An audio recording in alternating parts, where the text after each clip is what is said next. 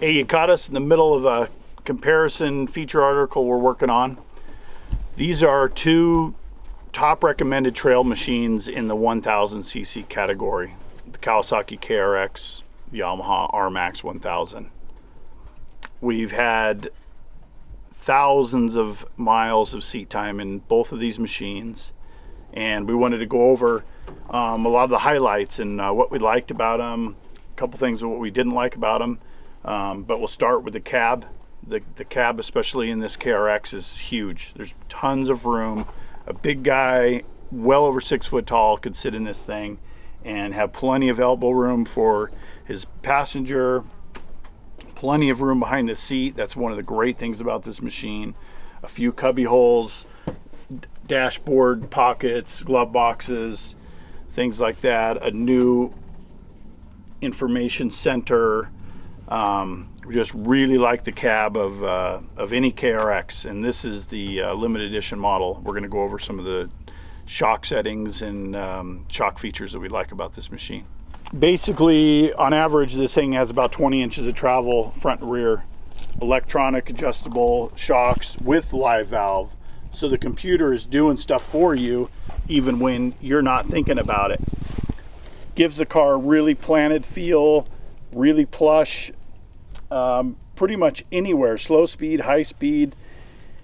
The only thing we don't like about the shocks is the noise. There's a little clunking noise when the crossovers hit their rings, especially in the back. It just gives a little clunk that's unnerving, but we know what it is, so that's really not a problem.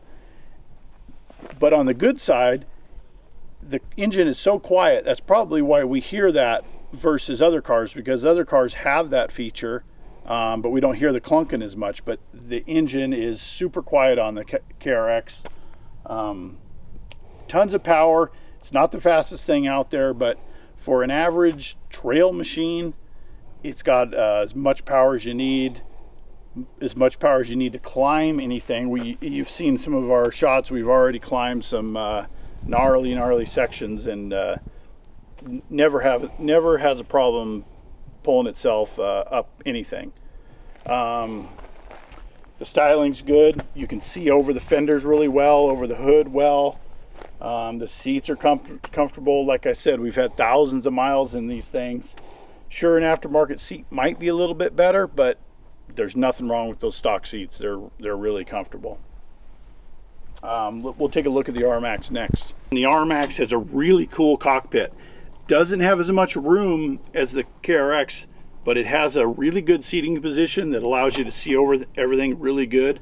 It looks high-end. I mean, it looks like an automobile as far as the accents.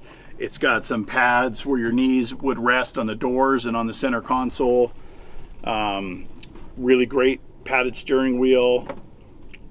Every control is within fingertips. You don't have to hunt for anything, for any switch, any like the brakes, anything like that is all right where you expect it to be.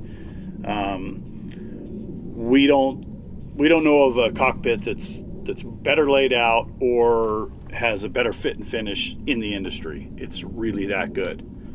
The only thing we don't like about the cockpit is a really small little center console area, but you know, we find things to put in there, gloves or something like that. Again, another thing we don't like about the KRX is the cup holders get really hot. The Yamahas are fine, and the KRX does have a second set in the back, and those don't get as hot as that front set. So on the suspension on this Yamaha, it averages about 15 inches of travel. 16 in the back, 14 in the front. They are electronically adjustable on this limited edition model, but it's a push button only with 3 settings: soft, firm, and sport. They work really well.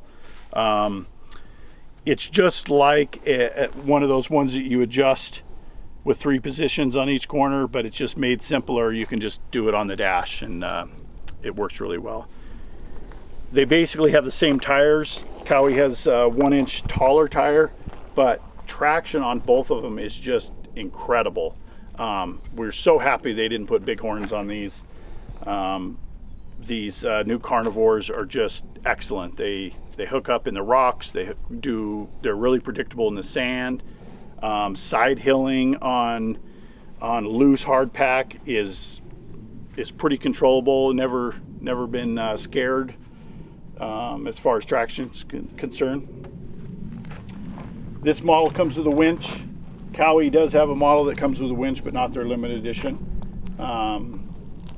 Very like glossy automotive finish paint on the limited edition model. Really nice. This one has a dump bed where that one just has a standard bed. This one's slightly bigger. We found uses for the Kawi one and this one. You could put a spare tire plus in here. In the Kawasaki, you have to put a spare tire plus things on top. But either way, you make it work, whatever you have. But if you have a little work to do and need a dump bed, you know, this definitely comes in handy for sure. Again, this one's super quiet, just like the Kawasaki. You know, if you're riding trails all day long, you want a quiet car. You don't want to be annoyed with the engine or exhaust note all day long. They both have throaty exhaust notes, but they're not annoying, even spending all day in the cockpit driving them. That's about it for now. We'll talk about a couple more features later.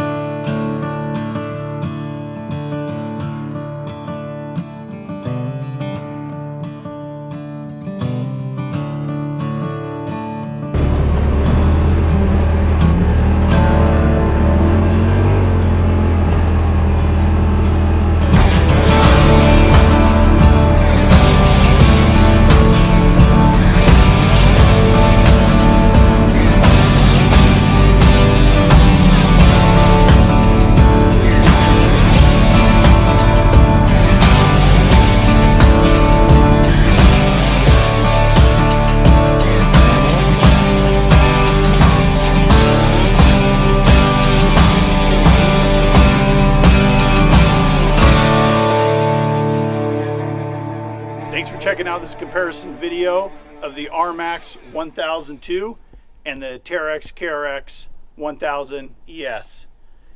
Please like, subscribe, comment if you want to see more content like this. And if you want to read more about these two machines, check out the December 2021 issue of UTV Action magazine, or read any of the articles we've ever done on utvactionmag.com. Dude.